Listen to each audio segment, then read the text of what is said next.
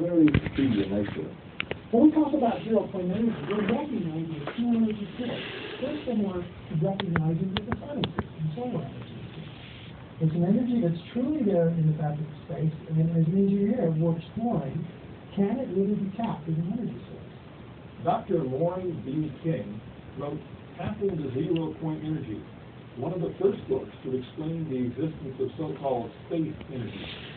It is electromagnetic, electric field energy that vibrates very rapidly. You can think of it as microscopic, very, very small lightning inherent to the fabric of space itself, going off all the time and constantly random jitter. It's really an open system, which is driving everything, and everything else is exchanging energy violently with it all the time, and it's trying to stay in equilibrium with it, but it's driving it all the time. So we found out that we lived in an incredible ocean of energy.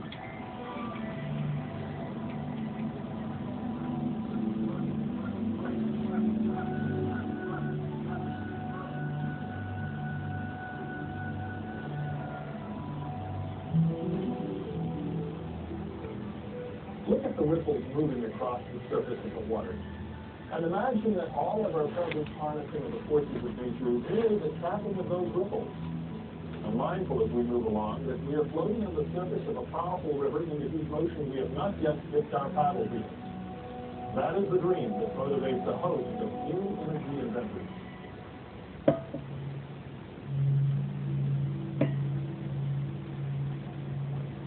You see it as interesting, as are all keys. The fundamental of each key is the oneness from which all the notes of that key are derived. The one without the other cannot exist. The positive side of the vibration exists as the negative side. They are one, in that essence. So the oneness of it contains the essence of both. And that's the 0 point. That's what Talbert started working on. That's what Tesla developed. That's what these guys down here talking about scalar technology, 0 point technology. We call it full harmonic chords. One of the earliest pioneers of free energy was 19th century inventor John Worrell Keely. Excuse my cough. Today, inventor Dale Paz is working to uncover Keely's secret. John was a unique individual. Very few people ever occur in history like this one. He was born either 1827 or 1837. You have to admit, this is really weird and interesting. See that little orange light down there? There's a neon, 100-volt neon going off. Sorry for this terrible camera, but it's pretty bright in my eyes. There's a neon over there going. Not a neon, a LED as well. Check this out.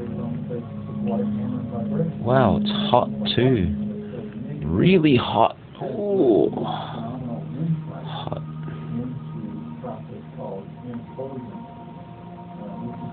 Very hot. And in an effort to release that, all of a sudden we're talking about subquantum physics, pure neutron fields, and all kinds of stuff. And here was a man dealing with subatomic quantum physics before there was any quantum physics. Over a period of years, as I learned about the water... Anyway, very interesting, very strange. This field, it's just electrified everywhere. Absolutely electrified. We would have to work with dynasty. It was the machine through which we could learn the most, and it was his takeoff point, you might say, from which he developed many other just unreal. technologies, machines, and investments. That's quite a nice extension of the field. His legacy and that of other new energy pioneers lives on in the work of many unorthodox and still unsung inventors. A few of the most promising, though, could be nearing the kind of mainstream acceptance which most of their predecessors only dreamed of. The late Floyd Sparky Sweet is credited with creating a breakthrough magnetic solid-state motor. A magnetic specialist with a distinguished industrial career. Anyway, it's quite a field. Many credible witnesses saw his device work, and Toby Gross was able to photograph these demonstrations. this is going to exactly try out how a King 100 watt incandescent lamp is small. This is a dead sea of film, but it's still going. Maybe the ends have shorted out, but the gas is still in there, and therefore it still works in this field. And that's quite amazing, especially all the way out here. Is coupled into what it tweets over Unity 3 energy.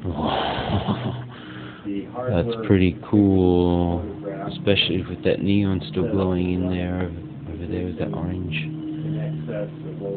Anyway, that dish really seems to spread the field. How zero-point energy over Unity devices can make an actual function and work. Canadian inventor John Hutchison built a device which employs crystalline materials and it's quite bright for a dead sea of film. sustained electrical current without Picked it up on the street. any other input. He calls it a space energy converter. This one here He's a cheap newbie. Portland unit of taken to Japan. I'll take this one. And Oops. it puts approximately 6 volts to 6 volts. And the main tuning crystal collection is up here. So I just installed it with an overload, 4 hours overload. Another overload, 6.5 Anyway, volts, 6.2. this is a new one. I have now adjusted this It's a cheapo. working energy. I bought it at the dollar shop. Investigating free energy systems, inventors of free energy systems. And the old one seems to be a little brighter. To put free energy systems. That's amazing. In my opinion, the space power generator being designed and built in India by Paramahansa Tiwari is one of the premier systems today. In India, Paramahansa Tiwari, a nuclear Unreal. physicist,